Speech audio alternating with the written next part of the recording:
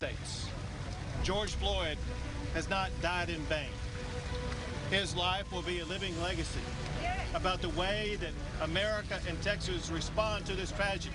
The governor says Texas will respond. The question now is how and when. His promise to Floyd's family calls for policing reforms, and new video of another in-custody death has lawmakers looking at closing a loophole they've passed on for the last 2 legislative sessions.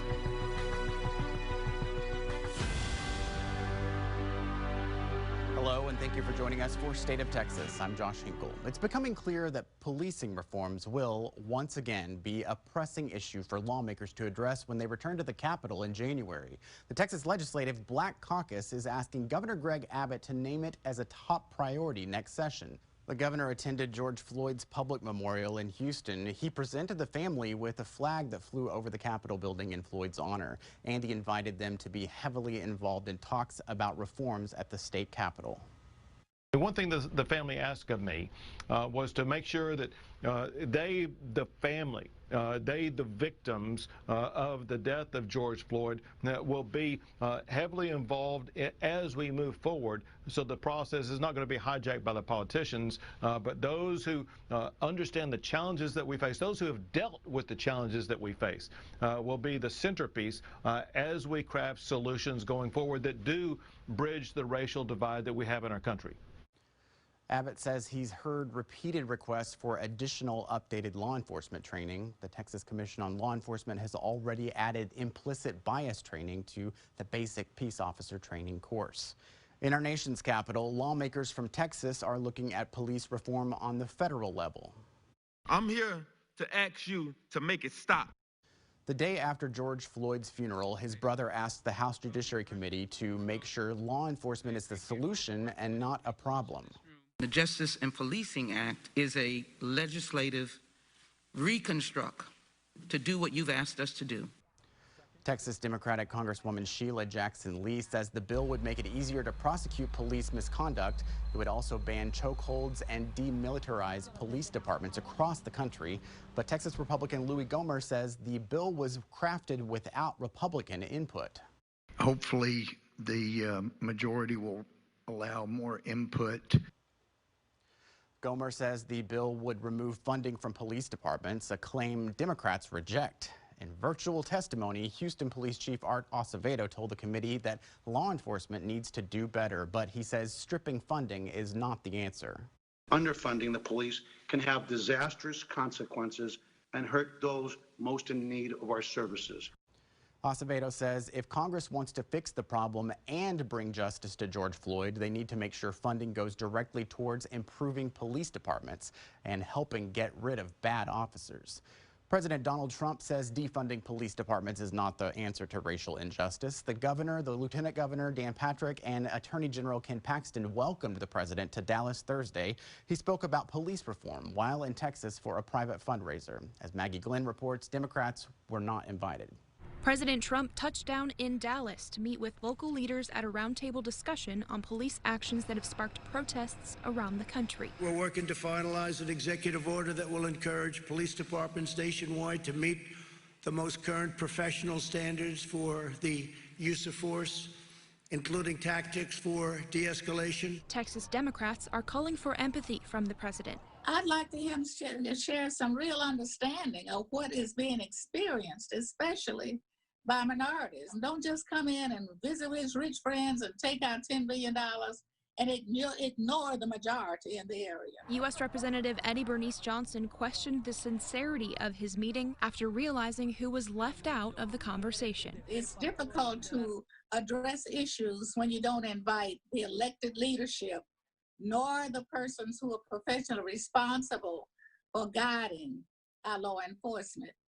I certainly didn't get any kind of invitation, and I'm the longest serving member of Congress in the state. Meanwhile, Johnson says state Republicans like Governor Abbott have shown promise in reacting to the protests sparked by the death of George Floyd. He's indicated he's open to listening for change. I hope that he can do that with a very good conscience. Abbott said he's looking into police reform in the months leading up to the next legislative session. One thing that police officers need, and all law enforcement officers need, is better training. Training before they go out on their first day, but training on an annual basis to make sure that they know exactly what the standards are, what the updates to the standards are. Maggie Glenn for State of Texas. Thanks, Maggie. The mayor of Dallas and 3 top law enforcement officials, all of whom are black, were not at the president's event. The city police chief, county sheriff, and county district attorney were not invited. Mayor Eric Johnson was invited but could not attend because of prior commitments. Houston Mayor Sylvester Turner signed an executive order prohibiting police from using neck restraints or chokeholds unless it's to prevent imminent serious bodily injury or death to the officer or others. On the day George Floyd was buried, new video surfaced of another black man, this one in Central Texas, pleading with officers that he couldn't breathe. 15 months after the death of Javier Ambler, last week was the first time the world saw this body camera footage from when he died in the custody of the Williamson County Sheriff's Office. The state's dead suspect loophole was used to keep that information about Ambler's death from being released to the public. If it sounds familiar, that's because we've been reporting on efforts to close it for several years. John Engel explains how it applied to this case. Stop resisting. Stop resisting. Texas law says agencies only have to release basic information about a suspect if that suspect isn't convicted or is never placed on deferred adjudication. Put your hands behind your back. Like if they die in custody, as Javier Ambler did. We only have this body cam footage because it was released by the Austin Police Department, which is now investigating the use of force by the Williamson County Sheriff's Office. Of course, if someone dies in police custody, they will never be convicted. They will never be placed on a deferred adjudication. That was not the purpose of this exception, but it's being utilized more and more frequently. El Paso Representative Joe Moody fought to change the law last legislative session. He says opposition from law enforcement groups caused it to fail. The Williamson County Sheriff's Office asked the Attorney General what they were required to release about Ambler's case, citing this law. The AG said only basic information needed to be shared. Right now, the law is not working, and we are seeing new videos all the time that come out from a year ago or more. Moody says he'll again work to close the dead suspect's loophole next legislative session. Government doesn't get to decide what's good for us to know and what's not good for us to know. For State of Texas, I'm John Engel.